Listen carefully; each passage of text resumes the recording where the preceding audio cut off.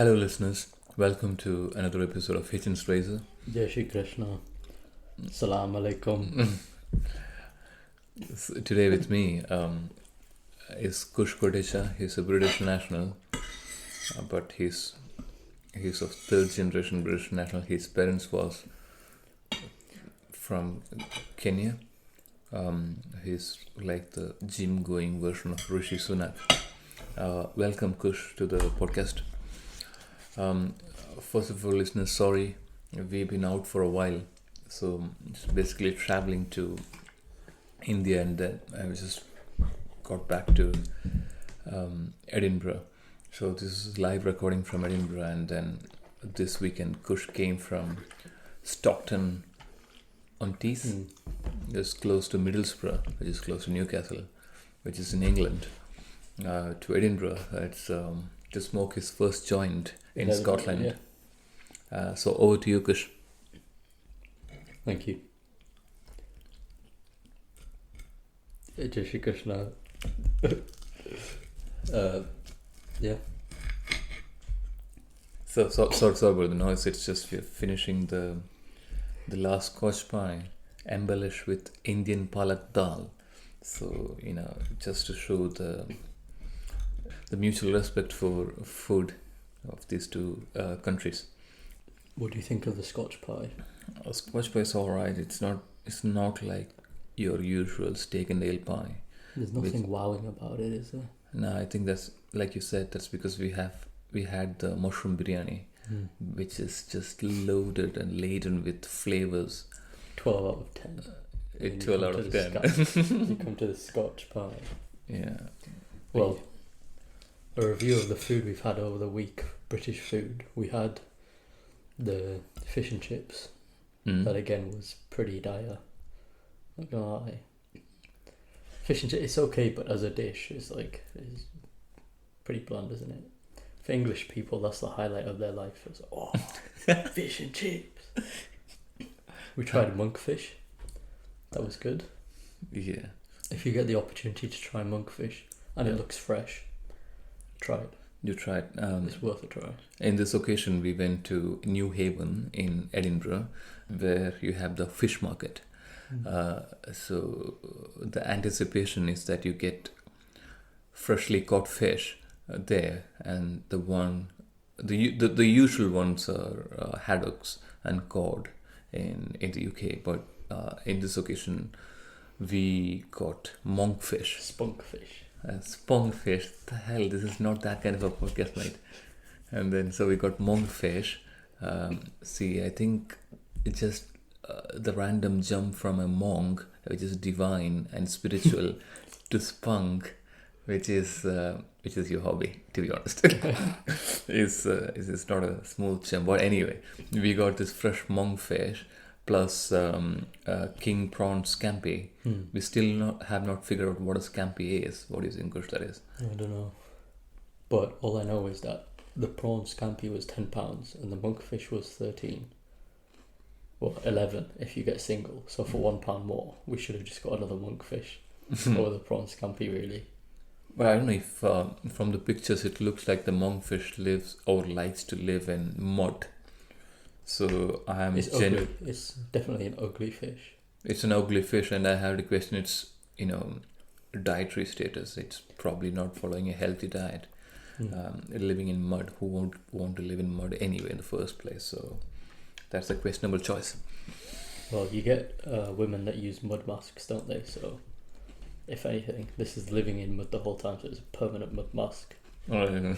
So really it should look better than it does. This is a good skin that you own as well. Yeah. And it's like mud marination, where the goodness of the mud actually seeps into the. We were looking at mud fish images, and we didn't see any monkfish images where the monkfish had acne, did we? So clearly it's doing its part. Yeah. Long live monkfish. Do you ever see animals with acne? That's an interesting question. The recent thing that I Google about animals is just, are there any homosexuals among animals? And the results were interesting. Like penguins. Right. Penguins. I saw some, what was that?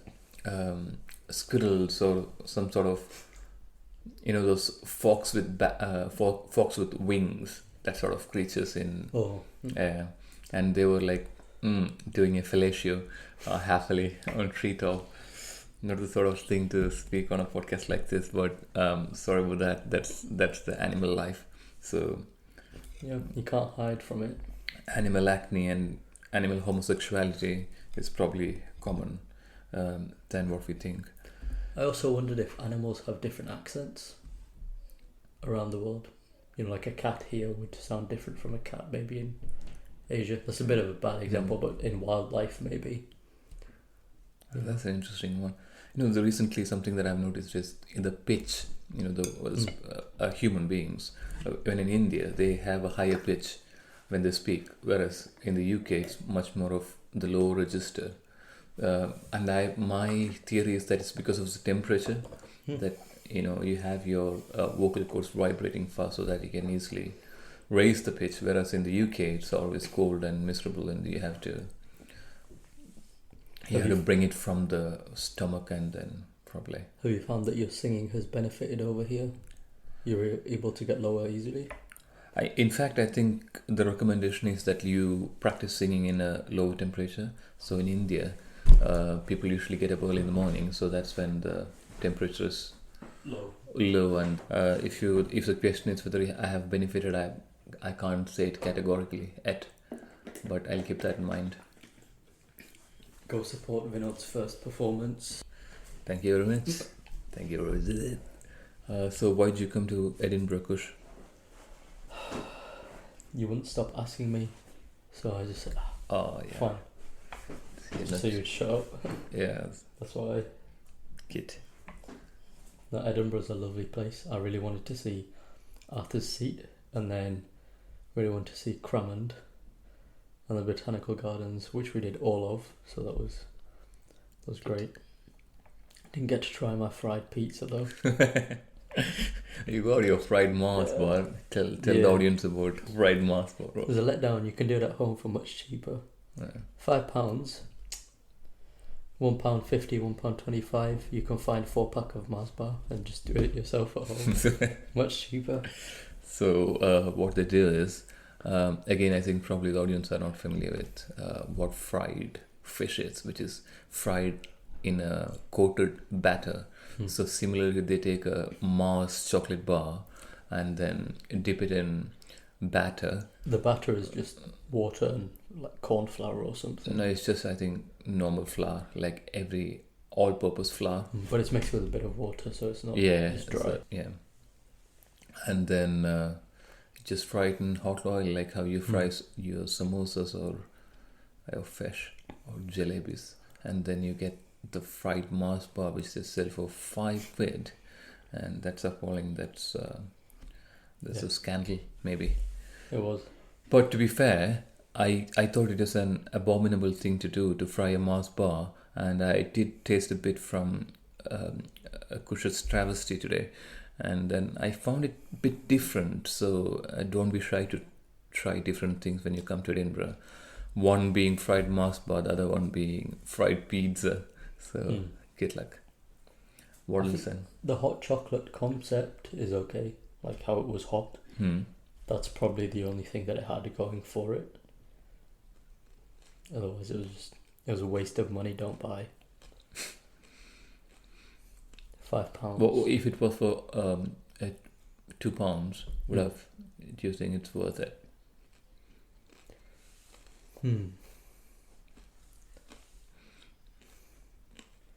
£2, definitely worth a try. Definitely. But I think since you're a UK national, that's why you're finding it not acceptable. But whereas tourists, they're happy to spend money on such idiosyncrasies that you find in different locations of the world. And I find that when you go over to somewhere with a different currency, you don't really think about the conversion rate. You're just kind of like, oh, okay. Because you think about it, but you don't really factor in the, like cost of living. Oh, it's more expensive over here. So you just go, oh, okay, that's the price. Fine, you just pay it. You don't really tend to shop around either. Fair game. No, not worth it. Anyway, so Ask a homeless person, would they eat that, or would they spend £2 on like crack? They'd probably choose a crack. fair enough. So how did you find is Edinburgh eye candy? It's alright. We saw a few crackheads, didn't we? I think 3 or 4, but I can only remember 2. Duo? Crackheads. Crackhead? I mean, The black guy who walked into the girl who was sat down. Oh, that's funny.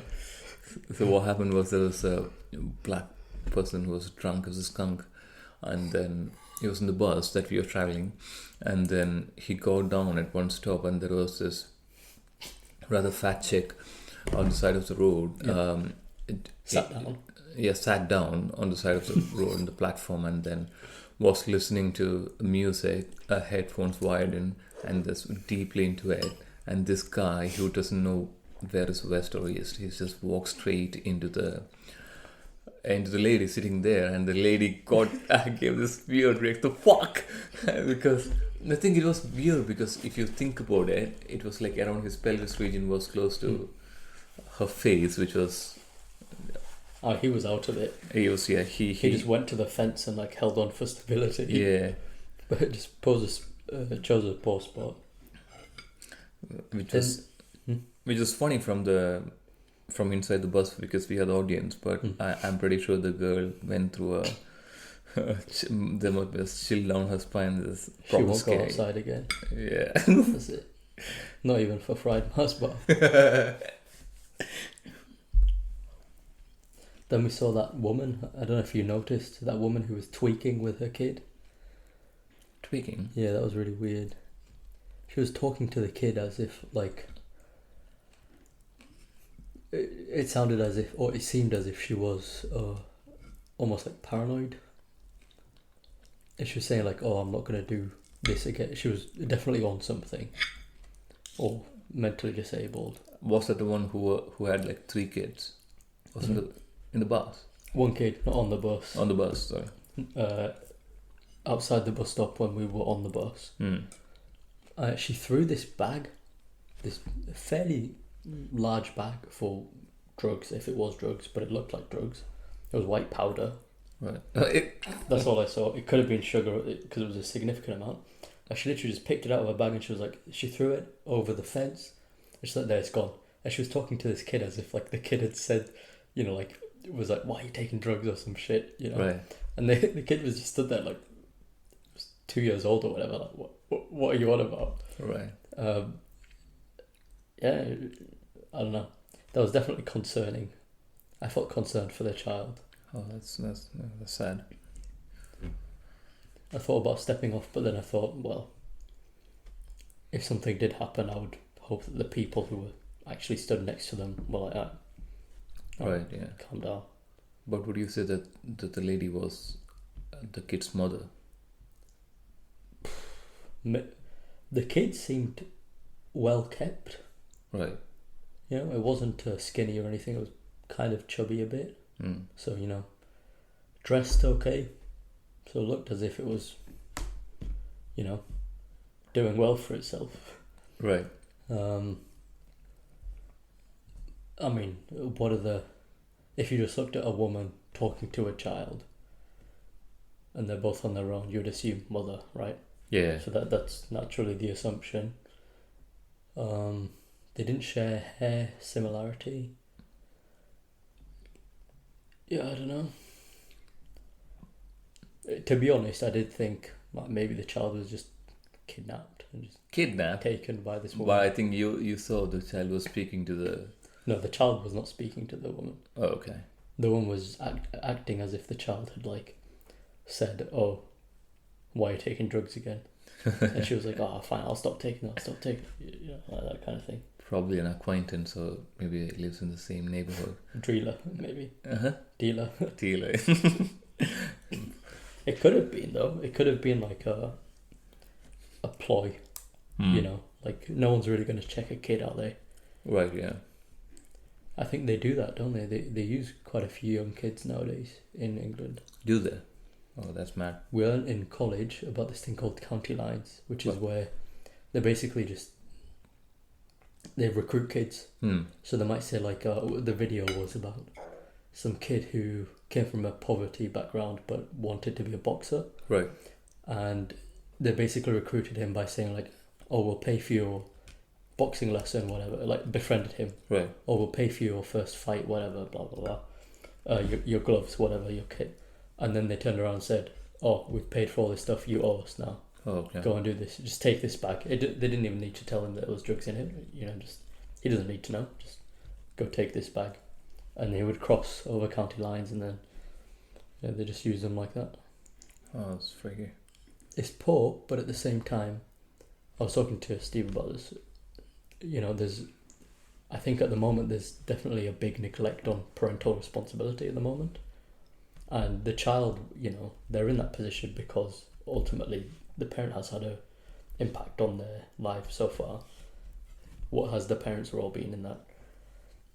A couple of stories we saw, like some kid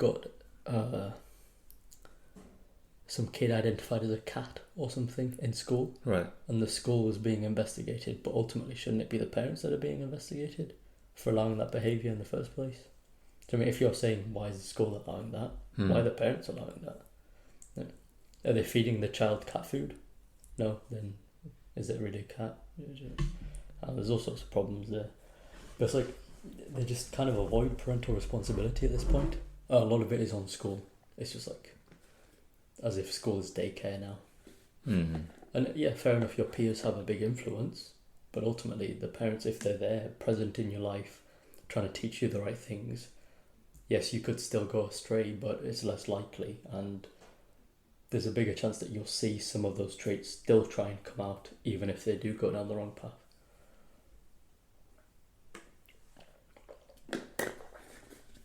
That's You turned out all right. same for you. But you are 50 years old now, so Indeed. been alive half a century. Yeah.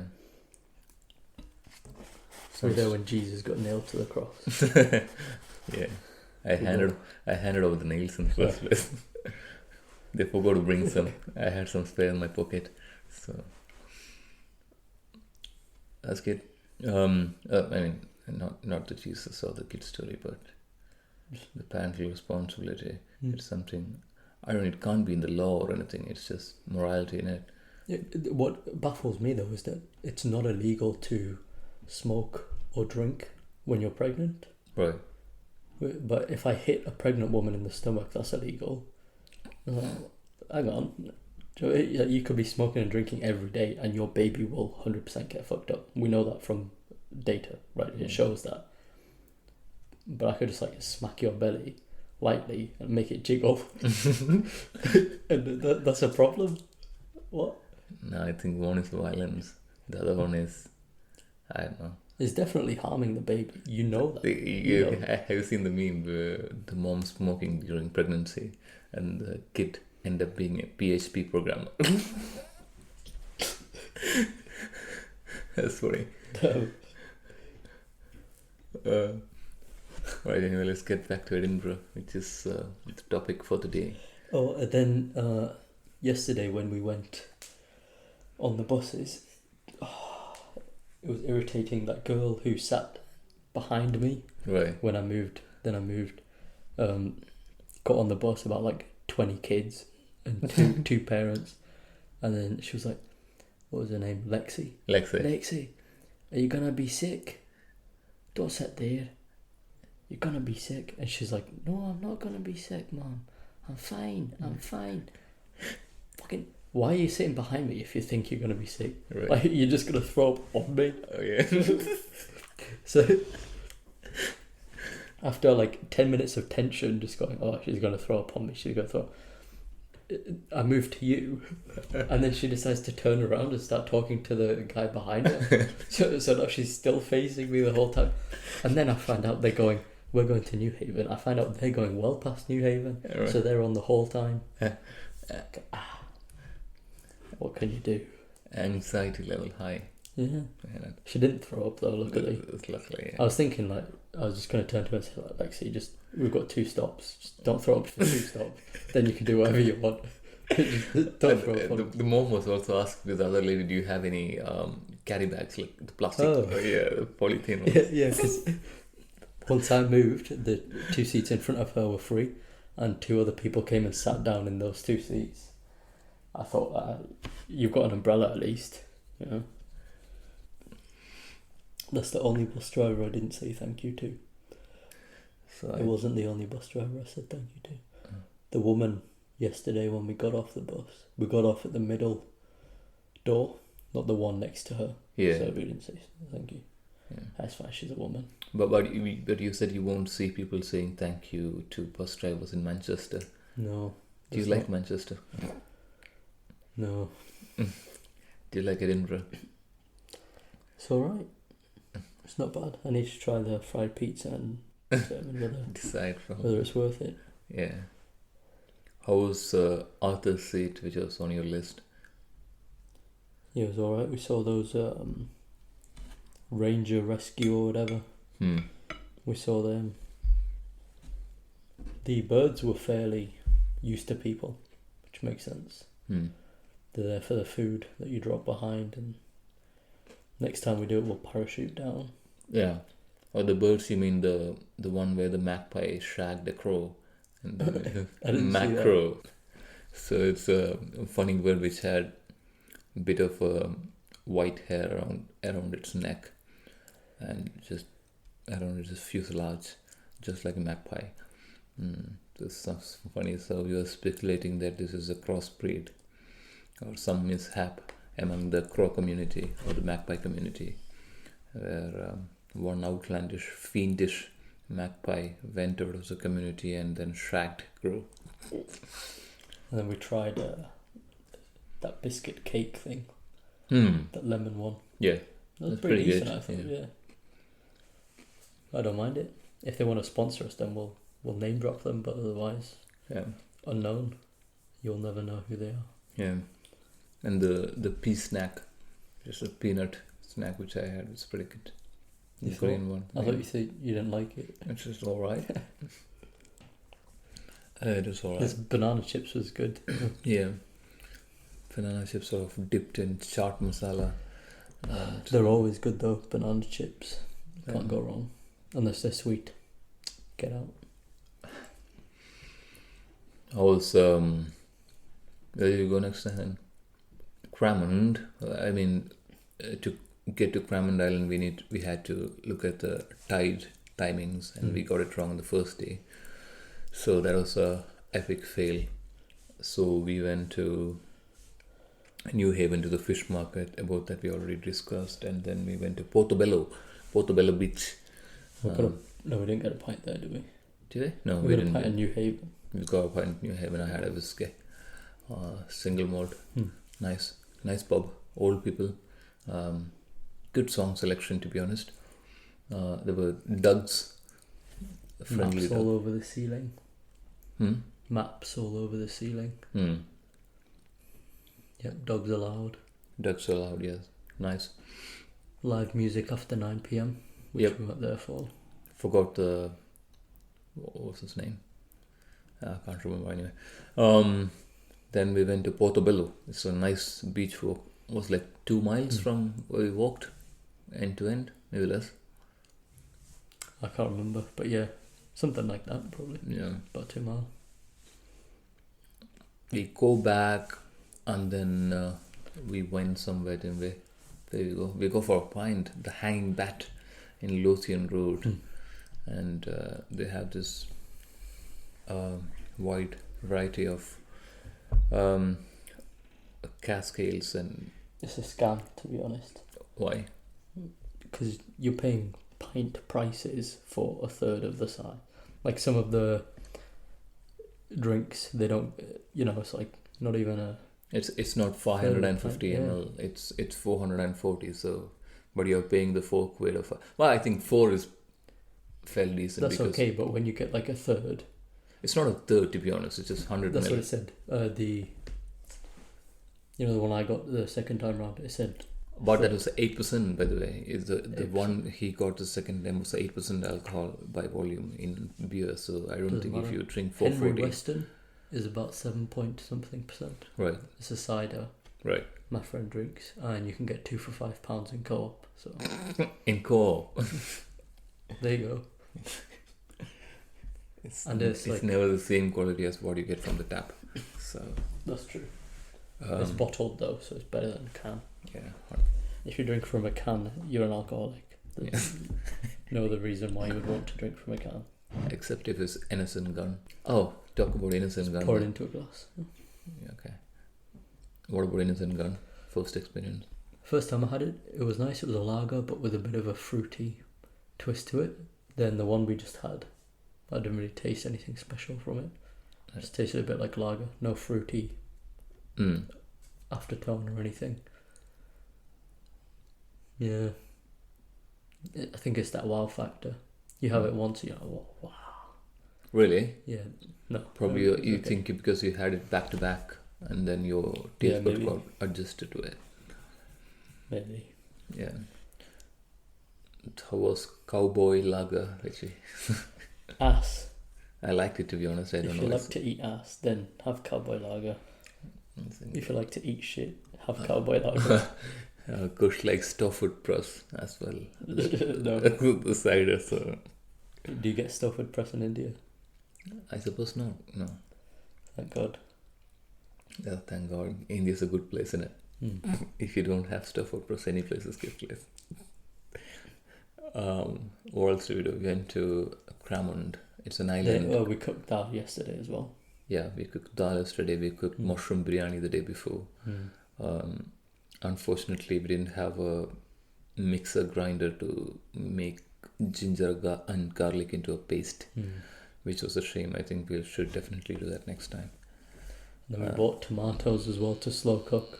That never happened. That never happened, unfortunately. Mm-hmm. And then, today we went to Cramond. We cycled, biked to Cramond. It was a nice ride. Then we got a hot muffin and a fat hot muffin and a flat white and a latte in the morning. It was such a pleasant drive.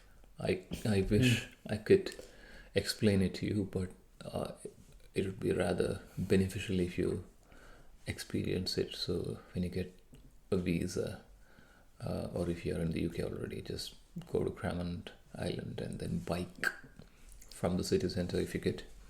Then we saw a zombie stick its hand out of the sand where we were sat drinking our coffee, and then a couple more popped up and they were crawling towards the cafe slowly. Yeah.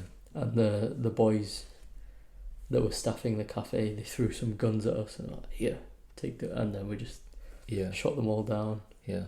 That was it. I think the one of the zombie ate one of my big toes, the left leg though. But I think it's okay. I shot him in the head, so that's alright. The muffin will have probably had some cure in it. Yeah. Antidote, yeah. Yes. That worked well. And then we had some, kite surfers on our side as well. Yeah. In the water, flanking them from behind. Yeah. That was nice. Yes, kite surfing and wind surfing, which is good. And then we plugged on all the way to Cramond Island. We parked our bikes just before the causeway, at the start of the beginning of the causeway, and then walked to the island. Walked around it for half of it. Yeah. Very nice, actually. There's bits of, you leave the beach and then you have this sort of thick jungle, and then woods. And then you smoke there as well. Yeah, people are smoking weed left, right and centre. Oh my God. Yeah. Had a joint in Cramond Island. Had a joint in Cramond Island. I can say that. I'll put that on my CV now. Yeah. Smoke joint at Cramond Island. Yeah. There are a lot of planes flying over. It's the Edinburgh airport's quite close now to Cramond International Airport.